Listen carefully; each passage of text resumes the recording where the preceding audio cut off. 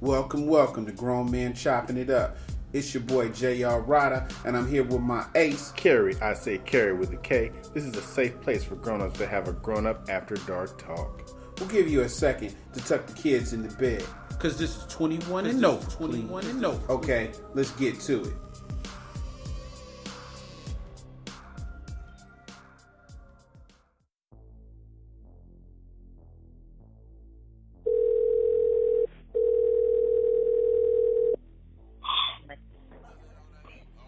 Today's episode is not brought to you by Bevel, the superior shaving system for coarse and curly hair.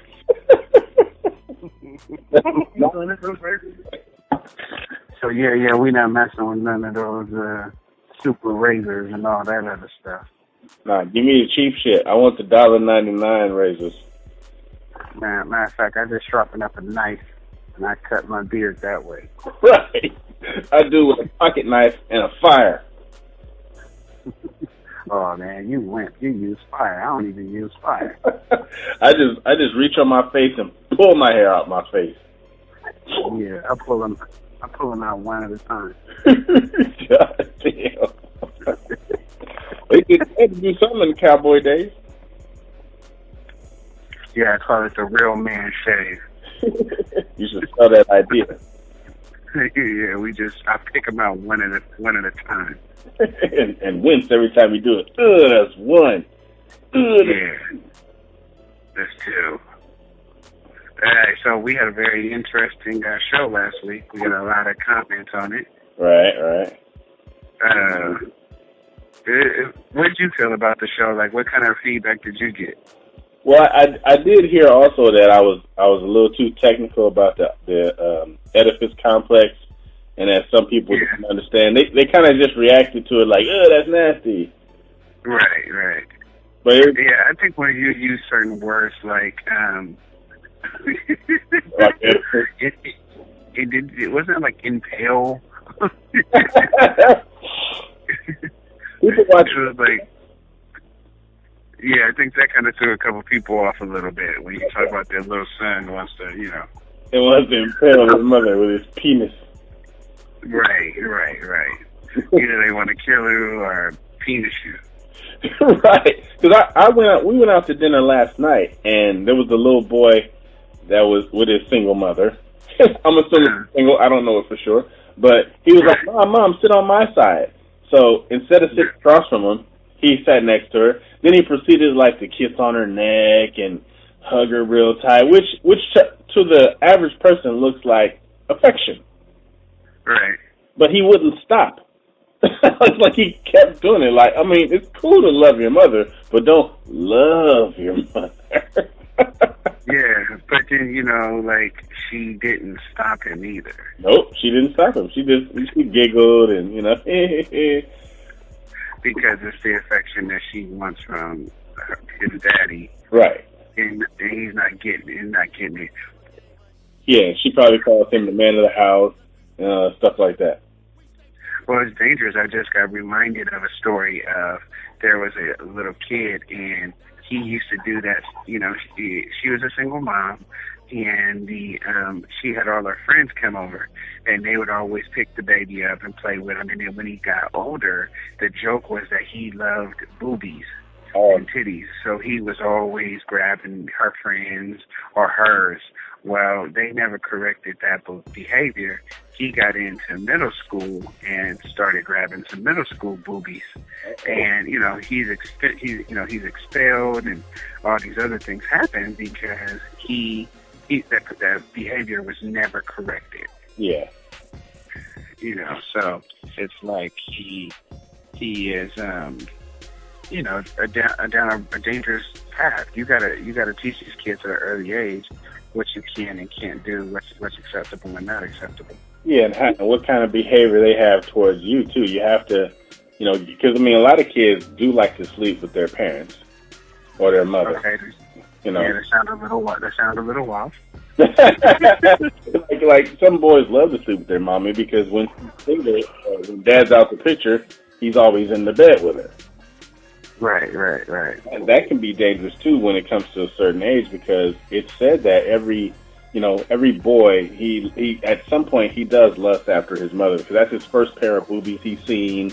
Right. He starts to like visual because we're visual as boys, men, we're visual. So when we see stuff, it's like, wow, it's stimulus in a certain way, but it's also stimulating his, what it is to stimulate.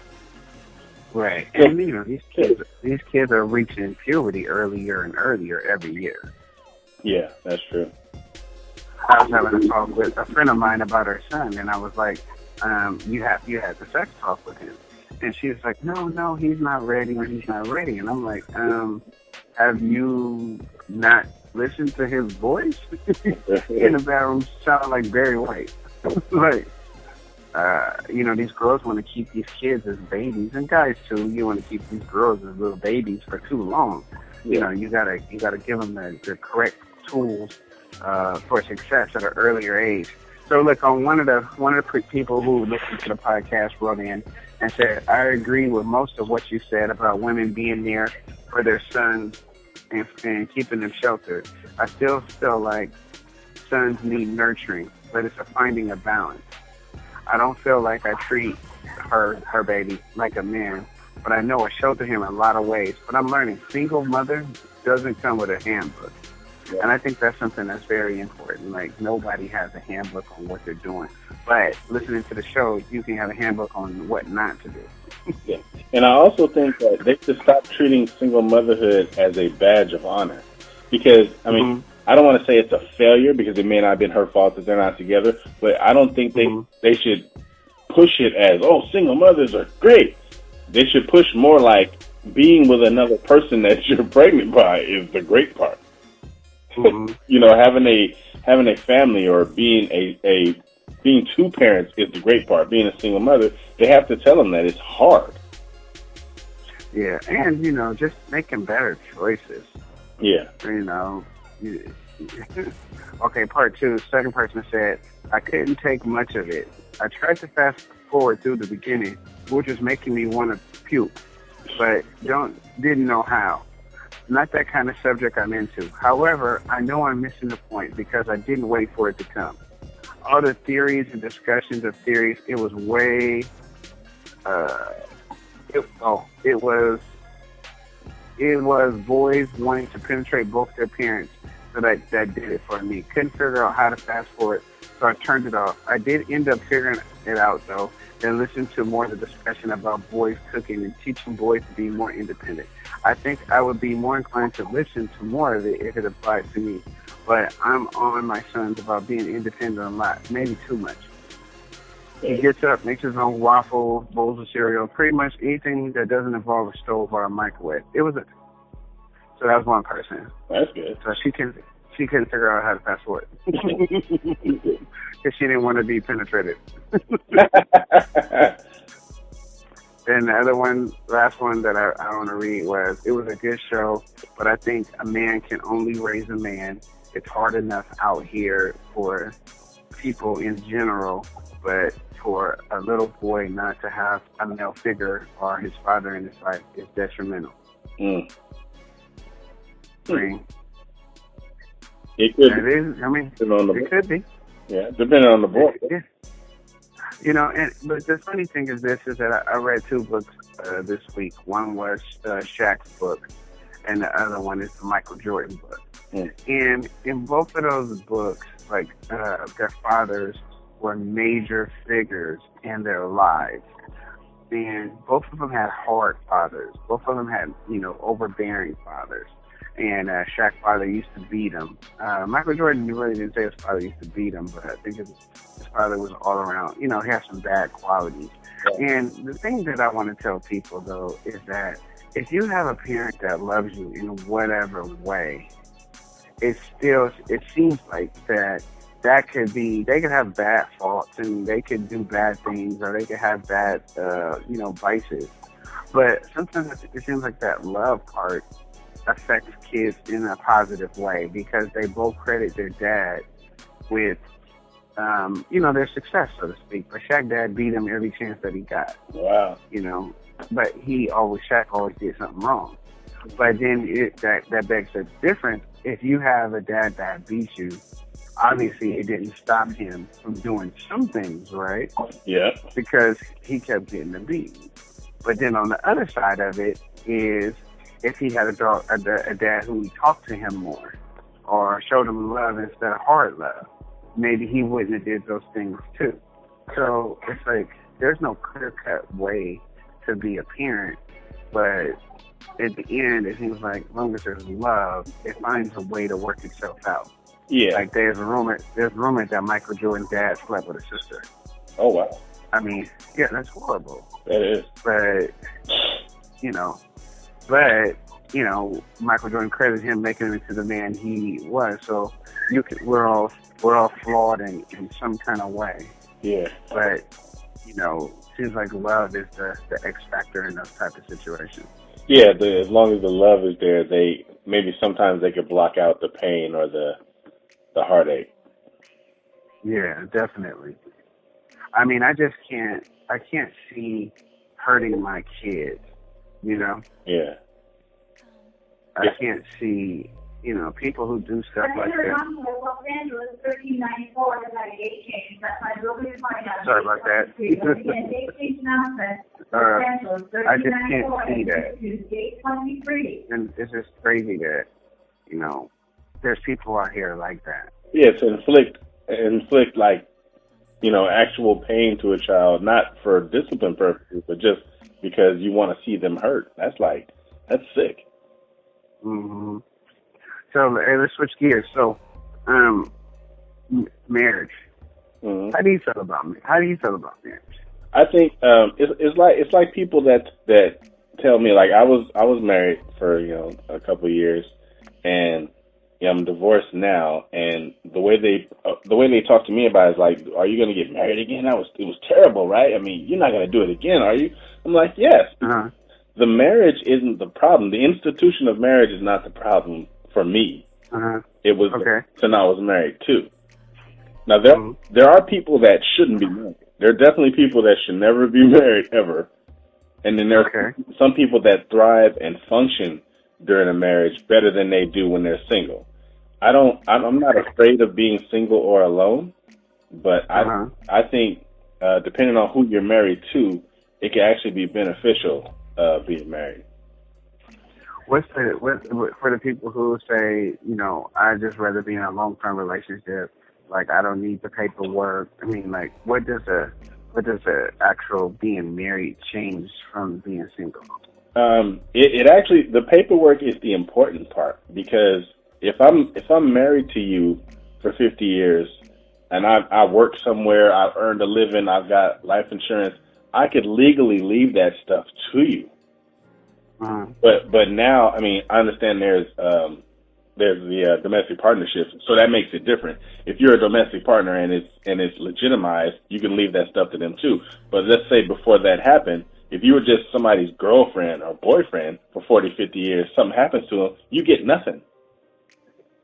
Only their kids get that. If you want to look after somebody for when you're not there anymore, that's like one of the rewards for being married in a committed relationship, because it's recognized by the law. So really, I mean, if you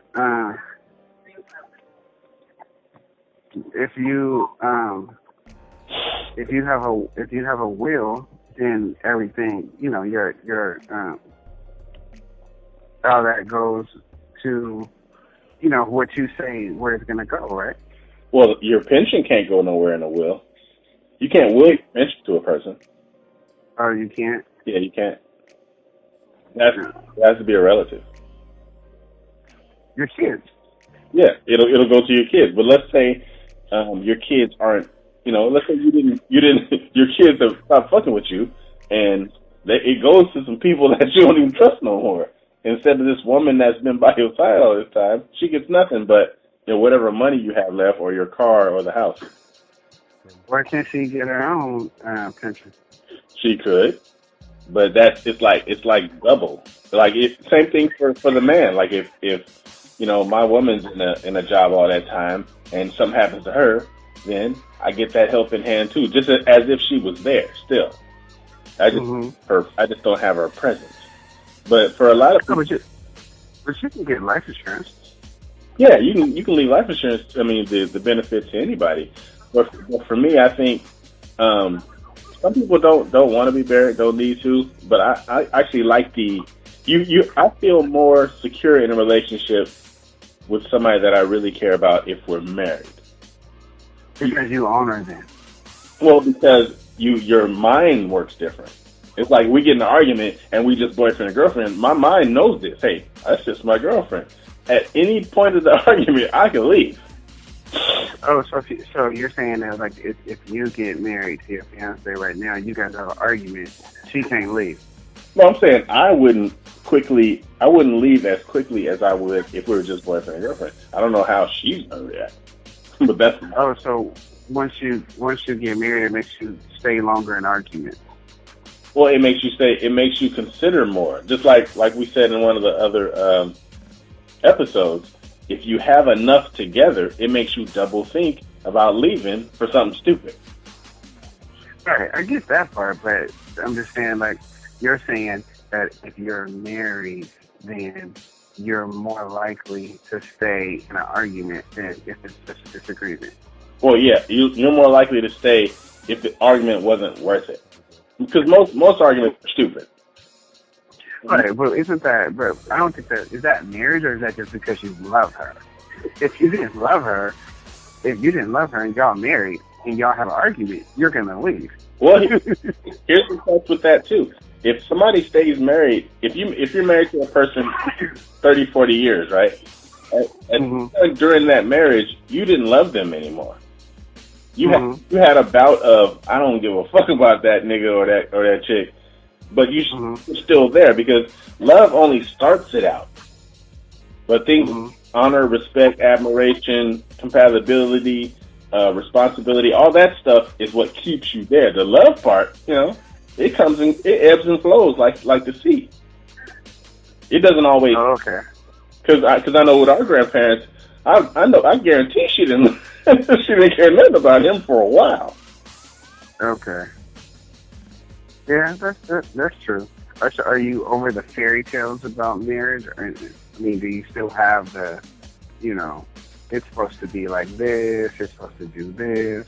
No, I don't have any. Even when I was married the first time, I never said that we'd be together forever. I mean, I never said that because forever is for as long as we respect each other. That's your forever. Right. There is no forever, really. There's until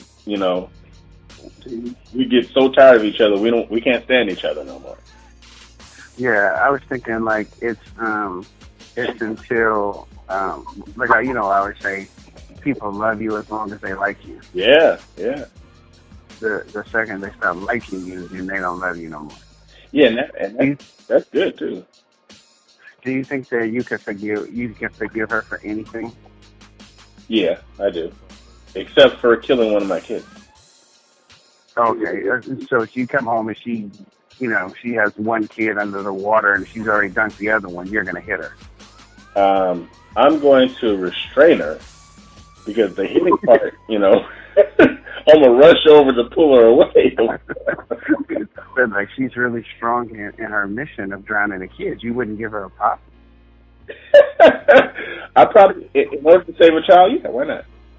Do you think that there's like no reason a guy should ever hit a girl? Are you one of those guys? No, I don't believe that at all. There's lots of reasons you should hit a girl. Would you tell your son? What do you tell your son, that it's okay to hit a girl? What I tell him is, and it's a funny joke, because I talked to the first kids about hitting girls first. So I told Isaiah, I said, you wouldn't hit a girl first if she hasn't posed a threat to you or hit you first. If she hits you first, you should press charges. So he said, okay, press charges. Where's the button?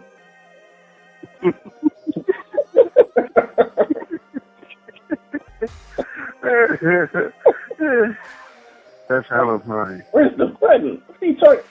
I don't think you just shouldn't go around smacking on girls. But I think if the girl poses a credible threat, you should meet, like the police should be doing. You should meet force with force. So if she punches you, maybe you should open hand slap her. Oh yeah, I'm not gonna hit with my fist because that's gonna almost kill her. But I'm gonna make sure she stops hitting me. So there's never been a moment where you just want to slap the shit out of your fiance. No, never. Has she ever wanted to slap you? Yeah, I think she. Because you have a smart mouth. Oh yeah. She wanted to slap me, but she didn't do it because she knows better. But you're not going to do anything back. You're going to push charges. Right. Here's the thing, though. You say it, but they don't really believe it. You'd be like, oh, he doesn't hit women, but if I sock the shit out of him, he just might hit me. It's how you keep your kids in line. They don't know you're going to halfway kill them or not when they get in trouble. Because you have to have some kind of fear involved when you're dealing with your kids. But, I think she doesn't hit me because maybe either she's afraid of the retaliation of it, or I might, just react. Right. Yeah, I don't know. I don't even like to argue at all. To the point where I would do anything to avoid an argument, and sometimes that causes an argument. Yeah, like you're walking away, or you're not gonna say nothing. Yeah. I mean, I think the best way that you can, let's say you have a point that you're trying to get across, you can. The best way to deal with it is just like I just get quiet. Yeah. Like if we're going back and forth about something, and you're not seeing my point, I'm not seeing your point, I'm just gonna stop arguing, because I just think about that. You see two crazy people. I mean, you see a crazy person. He walks up to you and he's screaming at you, and you're just looking at him. If you start screaming back, everybody else is going to see two crazy people screaming. Right. But, they're not going to see that the one crazy person started it. They're going to see that you're crazy and he's crazy. Right. And you both may get chased by police. Yeah. And it's just like I said, but most part, I just think, like you said, everybody thinks that everybody else is an idiot. And somebody called me on that, and they were like, well, you calling me an idiot because of this and this. And it's like, if you take a second to give the other person, and I'm a very positive person. Yeah. Wait. Oh, somebody hit me, and they asked me some advice. I'm glad I got you right now, so I can ask you. So they've been dating this girl for 4 months. And everything was going good. She has 2 kids. Her schedule is crazy with her job. Yeah. So she works a graveyard. She'll work a swing shift. She'll work a day shift, and then it'll switch. And then the next time she'll have 3 days off or 2 days off. So the guy tried to be understanding and not stress her. Like he wants to see her, he wants to hang out with her. But her schedule's so messed up, and he got frustrated because he kept asking her to hang out and plan that squash and stuff. So he just fell back, and then now she became the aggressive one. And she's the one that's always asking to hang out. Well, she got mad at him, and because she said that he wasn't excited about hanging out with her. Right. Because the plans keep falling through or whatever. And so she might call after not speaking for, like, let's say 3-4 days and be like, oh, I want to see you tonight. But he can't do it because it's last minute. Yeah. So he's seen her profile on his boy sent her a screenshot of her profile on a dating website. So he don't know what he should do with it. What you think he should do? Just nothing? They're not promised to each other. They're only dating. And the difference between, you didn't say if he was black or white, but I know in the black society, when we're dating, we're together. If I'm talking to a chick, better not be talking to nobody else. Right. But the way our Caucasian counterparts do it, if they're dating, they're free to date whoever. Mm-hmm. You can pick Tom and John. You're only dating. And they call themselves. But for him, if he sees her profile coming up, I mean, if he see on the profile. You're messing all the way up. What? Okay, I couldn't hear you. Say that again. The last thing I heard is if we go out, we're dating. This is either so mad at him, Vaughn, or she's trying to. But he should take. Did you move? Did you move? Did you move from where you were? No, the same. Oh, you're going in and out. Oh, yeah. Mm-hmm. I'm in the same spot. I didn't move. Oh shit. Okay, now you sound good. Yep. Okay, so you said that if you got bisexual, if we're doing it, we're dating. Yeah. Oh, yeah. For us, yeah. And then, so should he? So he felt some. Obviously, he felt some types of ways. And it's like, I don't know. How would you feel? Like you guys been kicking or whatever. You trying to be patient. She gets mad because she calls and wants to see you. You can't see her that day because you got plans, and then she's on the dating site the next day. It's like all the time y'all spent really didn't mean anything. Realistically, I would throw her in rotation. She's just one of the many. Yeah. That act, it's like she committed an act of war. She threw down the gauntlet. Yeah. And I bet, and he got to do that just to protect himself in a sense. Yeah. He's feeling her, and he was being supportive. Yeah. And then that got him, you know. That's crazy. Yeah, she didn't with. I think in the end, though, if he was a good dude and he was kind of putting up with her schedule, and you know, still dealing with her being up and up, she is the one that's going to have a hard time finding somebody else who's going to accept that, and she got to build all over. Yeah, and also when you're dealing with online dating, a lot of those. I mean, I only have experience with women. I don't know what the guys do, but a lot of those women, when they meet dudes for online dating, they don't delete their profile, and they also continue to talk to other dudes too. It's like they're just maintain control under applicable laws at all times. Unsaid that you're subject to search, inspection, testing, and removal. It sounds like she just likes the sound of her voice. Yeah.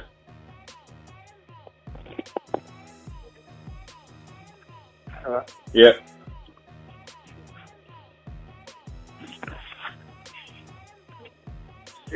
Yeah. Still here. Yeah. Yeah. No, I lost you for a second there. Well, it seemed like the recording started and then it stopped again. Oh. Maybe there's like a time limit on it.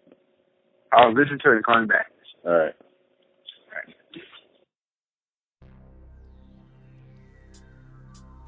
So that concludes our show tonight. We know there's a lot of podcasts you could be listening to. And should be listening to. So we thank you for riding with us. I'm J.R. Ryder. And I'm Kerry with a K. Make sure you look us up on Facebook or Instagram, or get at us on grownmenchoppingitup@gmail.com. That's spelled out GROWNMENCHOPPINGITUP. And remember, everybody kneeling ain't praying. Peace.